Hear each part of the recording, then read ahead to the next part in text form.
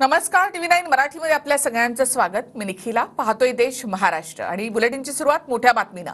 महाविकास आघाडीचा जागा वाटपाचा फॉर्म्युला जवळपास ठरलेला आहे अशी माहिती मिळते. ठाकरे गट 95 ते 100, काँग्रेस 100 ते 105 जागा लढणार अशी शक्यता आहे. शरद पवार गट सुद्धा 80 ते 85 जागा लढवणार अशी माहिती सूत्रांकडून मिळते.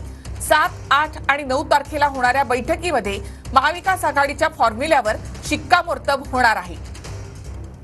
तर महाविकास आघाडीचा फॉर्म्युला जवळपास ठरलाय. महाविकास आघाडीमध्ये काँग्रेस सर्वाधिक जागा लढण्याची शक्यता आहे. साधारण आमची चर्चा पुढे सरकते.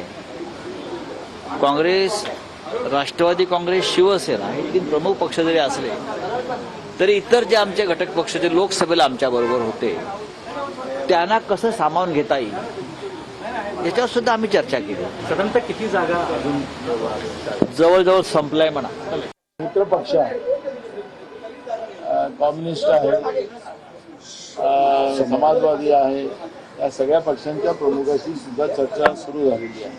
आमचा प्रयत्न आहे की दसऱ्यापर्यंत हे कसं पूर्ण नेता येईल, त्यामुळे त्यासाठी ह्या प्रक्रिया सुरू आहे.